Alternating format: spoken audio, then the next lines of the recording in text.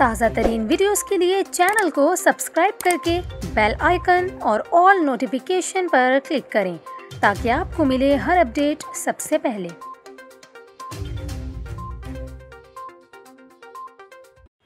और अभी आपको बताएं, जानवरों में लंपी स्किन बीमारी से बचाव की वैक्सीन पाकिस्तान पहुंच गई। तुर्की से वैक्सीन की 11 लाख खुराकें कराची पहुंची।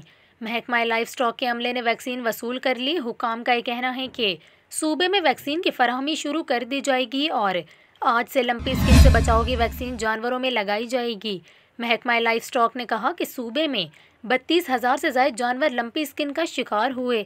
लंपी स्किन से ताहाल 322 जानवर हलाक हुए हैं, जबकि सूबाई टास्क फोर्स ने बताया था कि बीमार जानवरों की तादाद में भी मज़ीद इजाफा हो गया और बीमार जानवरों की तादाद 32,725 से तजावुज़ कर गई। कराची में सबसे ज़्यादा 17,335, ठट्ठा में 4,609, हैदराबाद में 774, बदीन में 994, सांगड़ में 831, खैरपुर में 716, दादू में 340 और जामशोरों में 588 गायें जल्दी बीमारी से मुतासिर हो चुकी हैं।